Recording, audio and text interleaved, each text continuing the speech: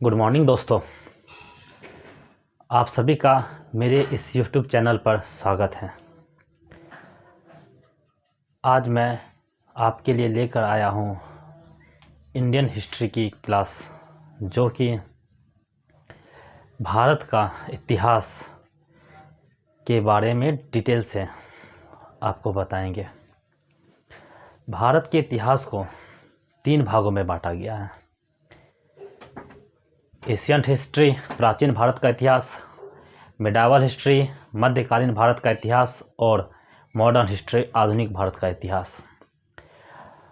Ancient history जो कि ईसा पूर्व से होता है, जैसे कि प्रमुख सभ्यताएं जैसे सिंधु घाटी की सभ्यता, जैन धर्म, बुद्ध धर्म, मौर्य साम्राज्य, गुप्त साम्राज्य, ये सब हमारे एशियंट हिस्ट्री में आते हैं। फिर आते हैं मिडावल हिस्ट्री में, जिसमें कि 1206 ईस्वी में दिल्ली सल्तनत की स्थापना होती है। यहीं से मिडावल हिस्ट्री का स्टार्ट होता है। इसके बाद दिल्ली सल्तनत के बाद, मिडावल हिस्ट्री के बाद मॉडर्न हिस्ट्री पढ़ेंगे कि अंग्रेज भारत कब आए, ब्रिटिश साम्राज्य, ब्रिटिश ईस्ट इंडिया कंपनी कब भारत आई, डच कब भारत आए, फ्रांसीसी कब भारत आते हैं, और कैसे भारत के आज़ादी के लिए प्रयास किया गया। जो भी होगा हम आगे साथ में पढ़ते हुए चलेंगे। तो आज का क्लास हमारा है भारत का इतिहास। आज का क्लास है हमारा भारत का इतिहास।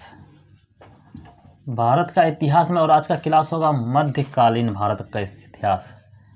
मध्यकालीन मतलब क्या कि हम अभी पढ़ेंगे मिडावल हिस्ट्री के बारे में। तो मध्यकालीन भारत, जैसा अभी हमने आपको बताया था कि 1206 में दिल्ली सल्तनत का स्थापना हुआ। इसका स्थापना कुतुबुद्दीन ऐबक के द्वारा किया गया। ठीक है। अब ये कुतुबुद्दीन ऐबक कहाँ से आया, जो कि इंडिया में आकर के दिल्ली सल्तनत का स्थापना किया। तो इसको जानने से पहले हम पढ़ेंगे कि भारत पे पहली बार अरब आक्रमण कब हुआ। उसके बाद पढ़ेंगे हम तुर्की आक्रमण। फिर जाकर पढ़ेंगे गजनवी भारत पे, जो कि 17 बार आक्रमण किया था, जिसका सबसे महत्वपूर्ण आक्रमण था 1025 ईस्वी का सोमनाथ मंदिर पर। उसके बाद गौड़ी साम्राज्य आता है, गौड़ी साम्राज्य का स्थापना होता है, गौड़ी आता है। गौड़ी के बाद गौड़ी का एक गुलाम कुतुबुद्दीन ऐबक, वो दिल्ली सल्तनत का स्थापना करता है। तो इसको हम लेकर एक साथ मिलाकर चलेंगे, एक कहानी के रूप में पढ़ेंगे। जैसे आप लोग मूवी देखते हैं तो कैसे एकदम ध्यान लगा कर देखते हैं कि आपको एक एक चीज़ याद रहता है, ठीक उसी प्रकार से यहाँ पर भी देखिए पढ़ेंगे। जैसे कि एक तरह से हिस्ट्री बहुत ही बोरिंग सब्जेक्ट होता है, तो इसमें हम इंजॉय करते हुए पढ़ेंगे कि कैसे पढ़ना है इसको, जिससे कि वो चीज़ हम मेरे माइंड में रह जाए। तो हम कोशिश करेंगे कि आपको कहानी के रूप में इसके बारे में बताने का कोशिश करेंगे, जिससे कि आपके माइंड में ये रहे। और इसमें मेन होता है ईस्वी को याद रखना, तो वो भी बहुत इजी से हम आपको बताएंगे। इतना इजी तरीके से बताएंगे कि आपको वो भी आसानी तरीके से याद रह जाएगा।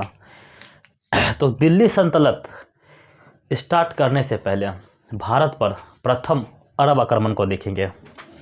भारत पर प्रथम अरब आक्रमण, भारत पर क्या प्रथम अरब आक्रमण। भारत में प्रथम अरब आक्रमण कब हुआ, क्यों हुआ, क्या फल रहा उसका, क्या कारण था आक्रमण होने का, तो जानेंगे। तो भारत में प्रथम आक्रमण हुआ था 712 AD में, मोहम्मद बिन कासिम के नेतृत्व में। अब ये मोहम्मद बिन कासिम कौन है, कहाँ से आया था, ये किसका सेनापति के रूप में आया था, तो हम वो देखेंगे। तो आक्रमण, भारत पे जो प्रथम अरब आक्रमण होता है, इससे पहले क्या होता है उसको देखते हैं। तो सबसे पहले हम ध्यान देंगे कि 632 ईस्वी, 632 AD, 632 AD में कुछ घटना घटती है अरब वाले रीजन में। क्या घटना घटती है कि 632 AD में ना हजरत मोहम्मद साहब, कौन? हजरत मोहम्मद साहब की मृत्यु हो जाती है। 632 ईस्वी में हजरत मोहम्मद साहब की मृत्यु हो जाती है। अब जब इसकी मृत्यु होती है तो उसके 4 साल बाद 636 AD में मोहम्मद साहब जी की मृत्यु होने के बाद 636 AD में एक पद बनाया जाता है जिसको हम बोलते हैं खलीफा। खलीफा, ये पद बनाया गया जिसका नाम रखा गया खलीफा। खलीफा, तो प्रथम खलीफा जो बना उसका नाम था उमर खलीफा। क्या नाम था? उमर खलीफा। ये 636 ईस्वी में जो एक पद बनाया गया खलीफा, उसका नाम रहा उमर खलीफा। ठीक है, अब पहले जानते कि खलीफा है क्या। तो खलीफा जो होता है एक धार्मिक प्रमुख और राजनैतिक प्रमुख। धार्मिक प्रमुख और राजनैतिक प्रमुख होता है। खलीफा जो है वो धार्मिक प्रमुख और राजनैतिक प्रमुख, मतलब क्या कि जो मुस्लिम होते हैं, जितने भी मुस्लिम होंगे उसके धार्मिक प्रमुख और राजनीतिक प्रमुख खलीफा होते हैं। आपको याद होगा कि प्रथम विश्व युद्ध के बाद एक आंदोलन हुआ था खिलाफत आंदोलन, जो कि भारत के मुसलमानों के द्वारा किया गया था। इस आंदोलन से पहले जब प्रथम विश्व युद्ध हो रहा था तब अंग्रेज़ों द्वारा भारतीय मुसलमान का साथ पाने के लिए भारतीय मुसलमान से कहा गया कि मैं खलीफा के साथ कोई छेड़छाड़ नहीं करूंगा, आप मेरा साथ दो। तो हिंदुस्तान के मुसलमान ने अंग्रेज़ का साथ दिया प्रथम विश्व युद्ध में। और जैसे ही प्रथम विश्व युद्ध ख़त्म होता है तो अंग्रेज़ द्वारा तुर्की का खलीफा का मान्यता ख़त्म कर दिया गया। अंग्रेज़ द्वारा तुर्की के खलीफा का मान्यता ख़त्म कर दिया। इसी के विरोध में भारतीय मुसलमान ने खिलाफत आंदोलन किया था। यही खलीफा है, वही खलीफा पद है जो कि धार्मिक प्रमुख और राजनीतिक प्रमुख होते हैं। धार्मिक प्रमुख मतलब धर्म का प्रचार प्रसार। खलीफा का काम क्या होगा कि वो धार्मिक प्रमुख है तो धर्म का प्रचार प्रसार करेंगे, और राजनीतिक प्रमुख है तो राज्य का विस्तार करेंगे। ठीक है, खलीफा का पद था। खलीफा जो थे प्रथम खलीफा हुए, जो कि एक धार्मिक प्रमुख और राजनीतिक प्रमुख भी थे। धार्मिक प्रमुख मतलब धर्म का प्रचार प्रसार करना, और राजनीतिक प्रमुख मतलब राज्य का विस्तार करना। तो यहाँ पर समझे थोड़ा कि भारत पे प्रथम अरब आक्रमण से पहले 632 ईस्वी में हजरत मोहम्मद साहब की मृत्यु हो जाती है 632 में। उसके 4 साल बाद 636 AD में एक पद बनाया गया, खलीफा पद। क्या बनाया गया? खलीफा पद को बनाया गया। प्रथम खलीफा उमर खलीफा हुए, धार्मिक प्रमुख और ये राजनीतिक प्रमुख हुए। सारे मुस्लिम धर्म का ये प्रचार प्रसार करेंगे और राज्य का विस्तार करेंगे।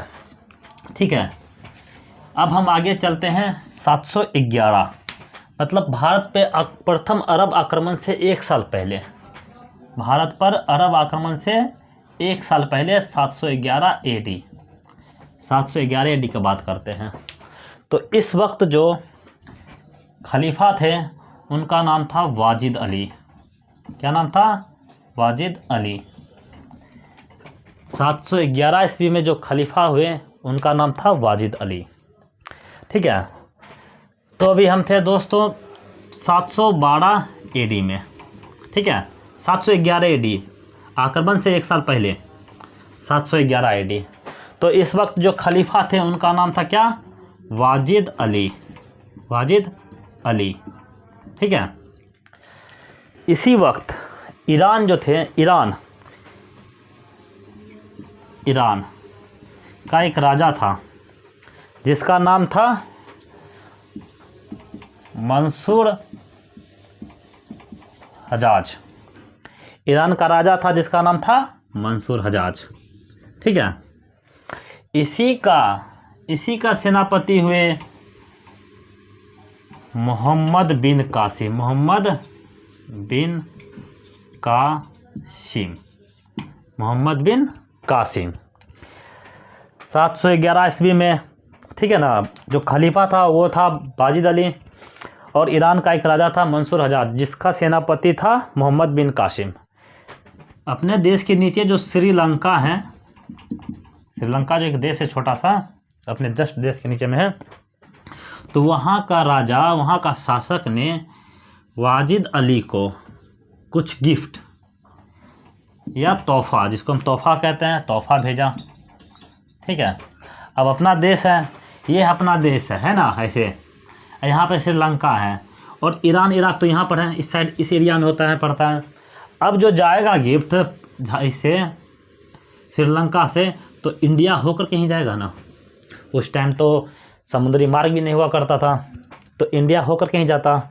तो जब वो इंडिया से क्रॉस, जब इंडिया में आया हुआ तोहफा, तो उसको दाहिर, देवल वाले क्षेत्र में, जिसका शासक का नाम था दाहिर, तो देवल वाले क्षेत्र में लुटेरा द्वारा लूट लिया गया।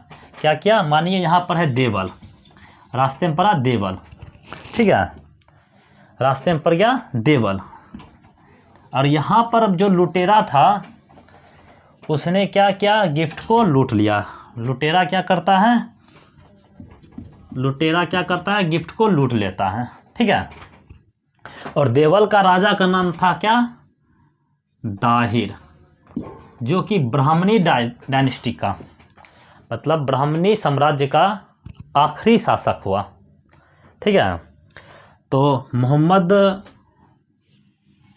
बिन कासिम जो कि ईरान का सेनापति था, और मंसूर हजाज जो हुए, इसने दाहिर से संदेश भिजवाया कि आप ना इस लुटेरा पे कार्रवाई करें।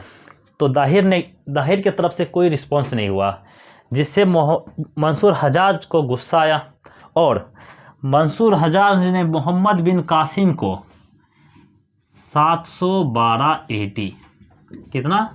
712 AD। अब आ गए हम लोग भारत पर प्रथम अरब आक्रमण। तो मोहम्मद बिन कासिम के नेतृत्व में, मोहम्मद बिन कासिम के नेतृत्व में भारत पर आक्रमण के लिए भेजा। मोहम्मद बिन कासिम जो कि एक 17 साल का लड़का था, तो 17 साल के लड़के ने कैसे दाहिर को हरा दिया, तो उसके बारे में समझते हैं अब। कि मोहम्मद बिन कासिम जो कि 17 साल के लड़का था, उसके नेतृत्व में मंसूर हजाज ने सेना को भेजा इंडिया के वाले एरिया पे आक्रमण के लिए। तो मोहम्मद बिन कासिम ने सबसे पहले देवल पे आक्रमण किया। किस पे आक्रमण किया? इस देवल पे आक्रमण किया। अब लुटेरा तो हट गया, लुटेरा तो लूट के चला गया है, इसलिए हटा दिया लुटेरा को। तो क्या किया मोहम्मद बिन कासिम? पहले देवल पे आक्रमण किया। तो देवल पर जो था ना, यहाँ पर दाहिर का भतीजा, नेफ्यू, इसका भतीजा यहाँ का सेनापति था, जिसमें भतीजा उसको देवल में हराते हुए मोहम्मद बिन कासिम नीरून, कहाँ? नीरून पहुँचा। नीरून कहाँ पहुँचता है ये? नीरून पहुँचता है। नीरून में दाहिर का पुत्र था, जिसमें इस युद्ध में ना मोहम्मद बिन कासिम को बहुत हानि भी होता है, उसका सेना वगैरह सब बहुत सारा क्षतिग्रस्त हो गया। लेकिन फिर भी मोहम्मद बिन कासिम क्या किया? उसके पुत्र को हराते हुए आगे बढ़ा। आगे बढ़ता है रावर, एक रावर आता है। रावर होते हुए इसने दाहिर के पास पहुंचा। तो यहाँ पर ना, अगर दाहिर चाहता, जब नीरून से निकला था मोहम्मद बिन कासिम का सेना, तो इसको यहीं पे पराजित कर सकता था। लेकिन पता नहीं वो क्या किस चीज़ का इंतज़ार कर रहा था कि मोहम्मद बिन कासिम को अपने तरफ आने दे रहा था। तो वो क्या किया कि जब ये दोनों का आमना सामना हुआ, मोहम्मद बिन कासिम और दाहिर का आमना सामना हुआ, तो दाहिर क्या किया कि हाथी, एलिफेंट, हाथी पर चढ़ के आया। राजा महाराजा पहले हाथी से आया करते थे कहीं भी। तो मोहम्मद बिन कासिम और दाहिर का आमना सामना होता है। तो दाहिर द्वारा एक तीर चलाया गया, देखिए तीर बना रहे हैं, है ना, तीर चलाया गया, लग रहा है किसको, जाकर के हाथी को। तो लग गया वो हाथी को। अब हाथी को लग गया तीर, तो हाथी को तो चोट लग गया, हाथी को तक दर्द हुआ, तो उसने क्या किया, दाहिर को वहीं पर गिरा दिया। दाहिर गिरा दिया दाहिर को, तो दाहिर उसके बाद क्या किया, एक घोड़े पे बैठा, और वो जो क्षतिग्रस्त हाथी था वो पागलों की तरह उसी मैदान में, फील्ड में, युद्ध के मैदान में इधर उधर भागने लगा। तब जिससे कि दाहिर का सेना को लगा कि दाहिर का मृत्यु हो गया, है ना। तो युद्ध का नियम होता है कि अगर युद्ध में अगर राजा की मृत्यु हो जाती है और अगर राजा घायल हो जाता है तो सेना मैदान छोड़ देगा। इसी प्रकार जब हाथी इधर उधर दौड़ भागने लगा तो लगा क्या, दाहिर की मृत्यु हो गई। तो इसमें हुआ क्या कि दाहिर का सेना सब मैदान छोड़ दिया, जिससे कि दाहिर की हार हो जाती है और मोहम्मद बिन कासिम की जीत हो जाती है। यही कारण रहा कि मोहम्मद दाहिर ने चाणक्य की नीति को नहीं अपनाया, जिस वजह से मोहम्मद बिन कासिम ने दाहिर को युद्ध में हरा दिया। अगर दाहिर चाहता तो नीरून में, जब वहाँ से नीरून से निकल रहा था मोहम्मद बिन कासिम, तो उसी वक्त आक्रमण करता और जीत लेता। लेकिन यह सबसे बड़ी गलती हुई दाहिर की, जो वहाँ पे कुछ ने उसको अपने पास आने दिया। तो यहाँ पर क्या होता है, इसी तरह दाहिर की हार हो जाती है। अब देखते हैं, तो दाहिर की 2 पुत्रियाँ थी, दाहिर की 2 पुत्रियाँ थी। कितनी पुत्रियाँ थीं? 2 पुत्रियाँ थीं। अब मोहम्मद बिन कासिम ने इस 2 पुत्रियाँ को लेकर के आया वाजिद अली को गिफ्ट देने के लिए। तो वाजिद अली को गिफ्ट देने आया, तो दोनों पुत्रियाँ उसकी बहुत ही होशियार, इंटेलिजेंट थी। तो उसने क्या किया कि जैसे ही वाजिद अली के पास दोनों पुत्रियाँ को लेकर के आया, तो वाजिद अली से वो दोनों पुत्रियाँ कहती है कि साहब ये जो मोहम्मद बिन कासिम है ना, मेरे साथ अच्छा व्यवहार नहीं किया। जिससे कि वाजिद अली को ना गुस्सा आता है, तो गुस्सा आता है और उसने एक बैल को बुलाता है और बैल का चमड़ी उधरवा करके वाजिद अली को उसके मांस से दम घोट करके मार दिया जाता है। तभी कहता है कि एक 17 साल का बच्चा जो कि दाहिर को पराजित किया, उसके बाद भी वो मारा गया। यही कारण था। उसके बाद जब मोहम्मद बिन कासिम की मृत्यु हो जाती है, तब कहती है मैंने तो ये झूठ बोला था, ऐसा तो कुछ नहीं किया था वो। तब इसमें फिर वाजिद अली को गुस्सा आता है और वो दोनों पुत्रियां को मरवा देता है, जिससे कि दोनों पुत्रियां अपना सती प्रथा बनाए रखी। तो यही था भारत पर अरब का प्रथम आक्रमण, जो कि 712 AD में हुआ था। अगर ये क्लास अच्छा लगा तो इसको शेयर करें, चैनल को सब्सक्राइब करें और लाइक करें। अगर आप चाहते हैं कि हम और इसको रेगुलर रखें, क्लास को आगे चले इस क्लास को लेकर के, तो जितना हो सके उतना शेयर करें। क्राउड रहेगा, भीड़ रहेगा, तब न पढ़ाने में मज़ा आएगा, तब न इसको डिटेल से पढ़ेंगे। ऐसे क्या होता है कि कुछ रहेगा नहीं, व्यूज़ नहीं आएगा, तो फिर पढ़ाने का मन भी नहीं करता है ना।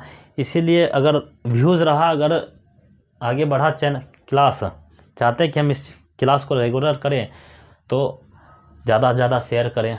क्राउड रहेगा तब हम आगे चलेंगे इसको अच्छे से लेकर के, ठीक है। और भी अच्छे तरीके से इसको समझा करके कि कारण क्या था, क्यों हुआ था, किस वजह से हुआ, तो बहुत अच्छा कहानी है इसमें, बहुत अच्छे से चलेंगे, एकदम बहुत मन लगेगा, कभी नहीं भूलिएगा। जैसे कि 632 ईस्वी, भूलिएगा कि हज़रत मोहम्मद साहब का मृत्यु हुआ था 636 ईस्वी, प्रथम खलीफा उमर खलीफा बने थे।